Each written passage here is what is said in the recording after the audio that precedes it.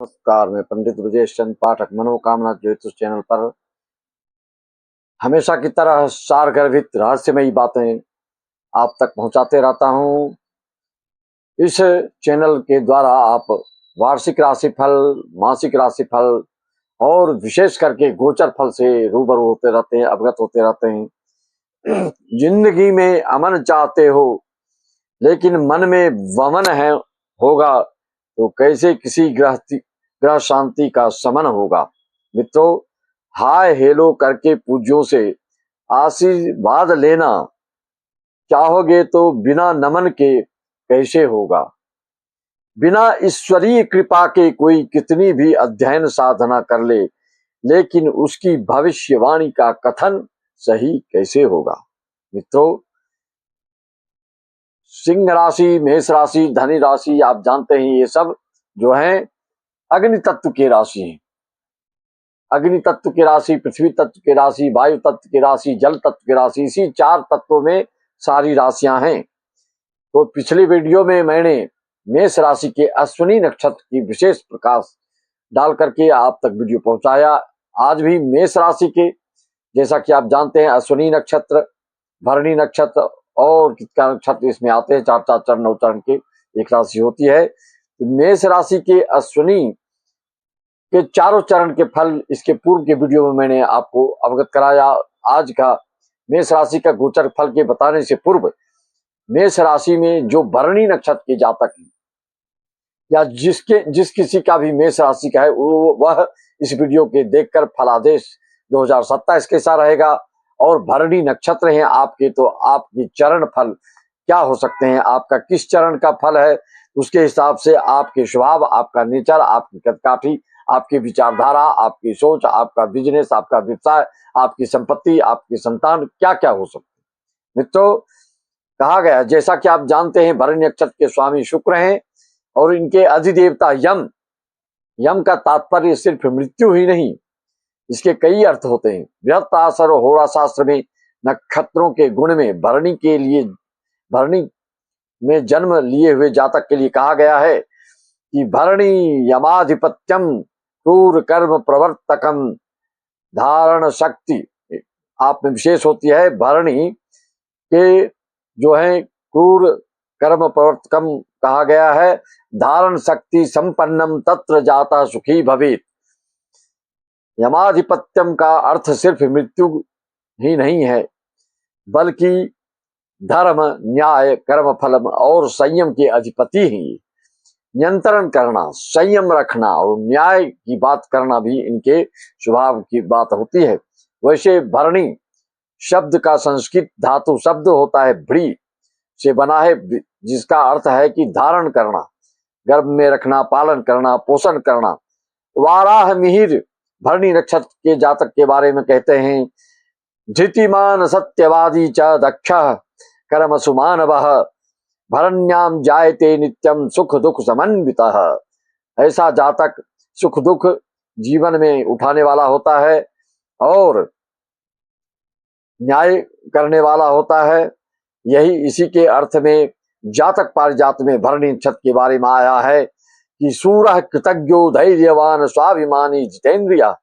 ऐसा व्यक्ति जितेंद्रिय होता है, शूर होता है, वीर होता है और धैर्यवान होता है। भरणी नक्षत्र के प्रथम चरण की बात ध्यान पूर्वक सुने। अगर भरणी नक्षत्र आपकी कुंडली बनी है तो उसमें नक्षत्र लिखा रहता है प्रथम चरण है कि द्वितीय चरण है कि तृतीय चरण है कि चतुर्थ चरण। अगर आपकी भरणी नक्षत्र और प्रथम चरण का जन्म है, मेष राशि के आप हैं, तो ऐसे जातक सुंदर होते हैं, स्वरूपवान होते हैं और प्रतापी होते हैं, वर्चस्वी होते हैं, गुणवान होते हैं, कुलीन होते हैं। आपकी नाक थोड़ी छोटी होती है, अभिमानी होते हैं, स्वाभिमानी स्वभाव को हो सकते हैं आप। मुंह ऐसे जातक तिरछा करके बोलने वाले होते हैं। क्या कमाल की बात है, बताया ना, जो जितना गोता लगाएगा शास्त्रों में उतने आपको संतुष्ट कर सकते हैं। तिरछा करके बोलने वाले आप देखते हैं बहुत लोग बोलते हैं, बोलते समय मुंह थोड़ा टेढ़ा कर लेते हैं और प्रसिद्ध होते हैं, निपुण होते हैं। भरणी नक्षत्र में अगर आपके दूसरे चरण का जन्म है, ऐसा जातक अभिमानी होती है, मर्दानगी पर गर्व करने वाले होते हैं, दूसरे के अधीन कार्य करने वाले होते हैं, सचिव होते हैं, सलाहकार होते हैं, बुद्धियुक्त होते हैं, भीतर से बहुत ही उदास रहने वाले होते हैं।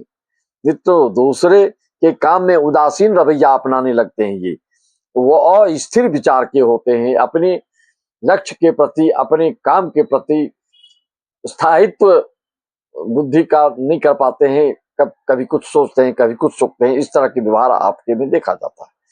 अगर भरणी नक्षत्र के तृतीय चरण का फल है, ऐसा जातक का कद जो है लंबा होता है, सिर बड़ा होता है, पतला बदन होता है, स्फूर्ति वाला होता है और आलसी स्वभाव होता है। धन संचय में आप निपुण, मगन और तल्लीन होते हैं।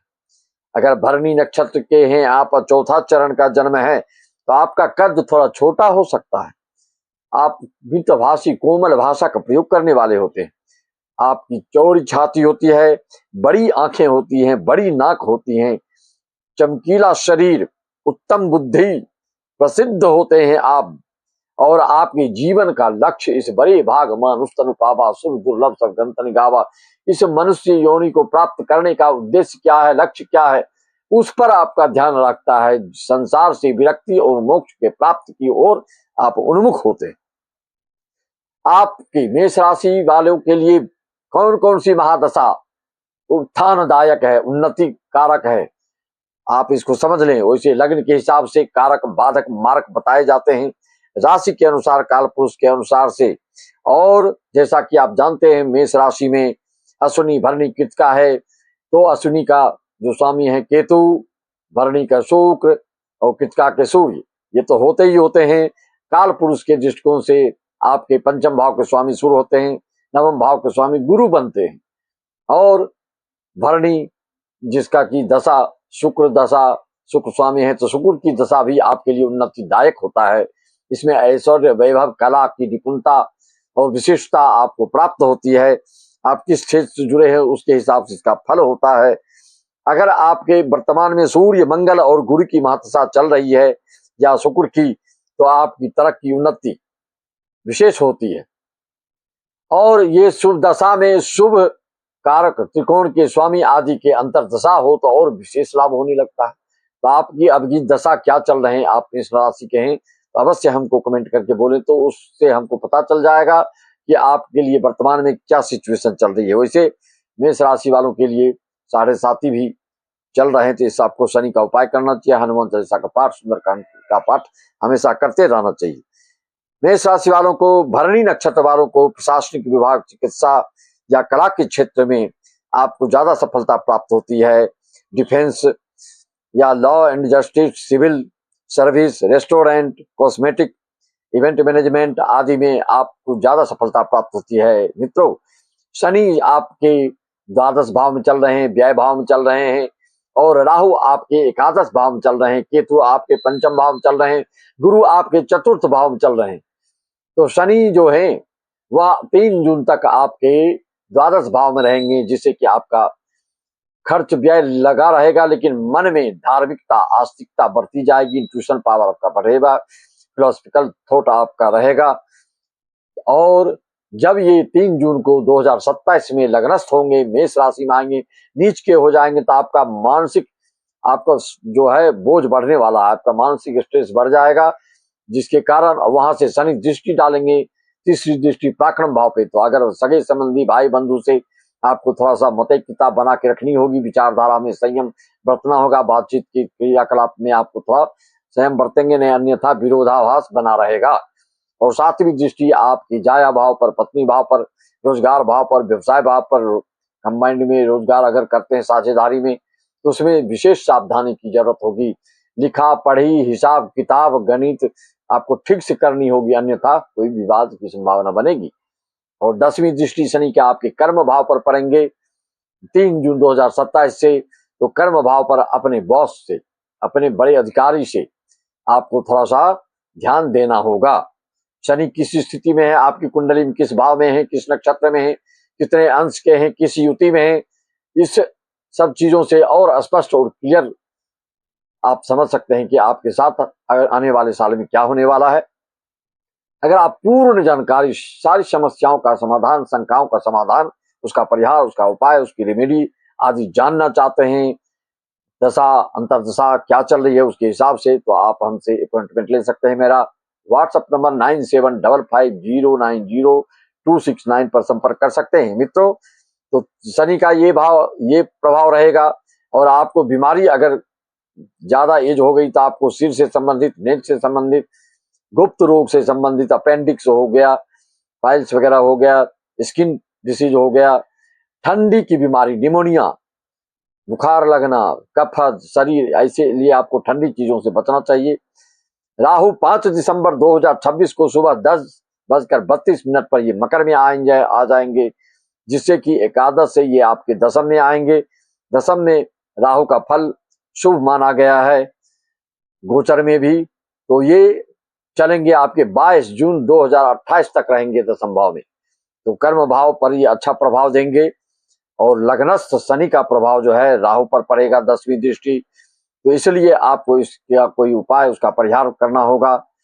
7.5 चल ही रही है, आपकी मनोदशा, आपकी भाव भंगिमा, आपकी अंतरात्मा, आपकी सोच, आपकी फिक्र जो चल रही है उसके लिए क्या हो सकता है, उसकी पूरा निदान आप हमसे अपॉइंटमेंट लेकर कर सकते हैं। शनि व्यय भाव में अस्पताल पर खर्च, कोर्ट कचहरी पे खर्च, बीमारी पे खर्च, निद्रा में अभाव, नींद का अभाव हो सकता है। अगर शुभ है तो विदेश से लाभ भी देगा। विदेश से ताल्लुकात रखने वाले, विदेश में जाकर निवेश करने वाले, विदेश में जाकर स्टेब्लिश होने के लिए अगर आप चाह रहे हैं तो उसके लिए ये गोचर जो वर्तमान का है सही चल रहा है आपके लिए। और गुरु जो चतुर्थ भाव में चल रहे हैं गोचर में आपके, ये भी 2 जून 2027 तक रहेंगे। तो आपको गुरु का फल, वाहन का बदलाव हो सकता है, एक्सचेंज कर सकते हैं, नया मकान ले सकते हैं, या मकान का आधुनिकीकरण कर सकते हैं, रिपेयरिंग कर सकते हैं, माता से लाभ हो सकता है। आपको इस तरह से भौतिक सुख सुविधा की चीजों के लिए गुरु शुभ फल देने जा रहे हैं आपके लिए। मांगलिक कार्य, घर में शादी, मुंडन, जनेऊ, उत्सव कोई हो सकते हैं जब तक गुरु यहाँ है 2 जून तक 2027 तक। मैरिज लाइफ से सावधानी रखना है और पढ़ाई वाले विद्यार्थी हैं तो पढ़ाई पर ध्यान देना होगा। अगर आपकी कोई संतान है तो संतान के प्रति चिंता की स्थिति निर्मित हो सकती है केतु के कारण। अंतर्ज्ञान आपका बढ़ेगा, इंट्यूशन पावर बढ़ेगा, इसके लिए आपको ध्यान देना होगा। ये फल मेष राशि के भरणी नक्षत्र वालों के लिए है और मेष राशि वालों के लिए मैंने जो अभी बताया गोचर फल, उसको ध्यान रखना होगा। चाहे आप अश्विनी नक्षत्र के हो या भरणी नक्षत्र के हो या कृतिका के नक्षत्र के, आपकी दशांतर दशा क्या चल रही है आदि को जानने के लिए, संपूर्ण जानकारी प्राप्त करना चाहते हैं, संपर्क साथ करके उसका निराकरण पा सकते हैं। ऑनलाइन पूजा भी करा सकते हैं। सभी को, यजमानों को, देश विदेश और भारतवर्ष के यजमानों को नमन, अभिनंदन, अभिनंदन। सबको राम राम, जय श्याम, हरिओम तत्सत, जय सच्चिदानंद।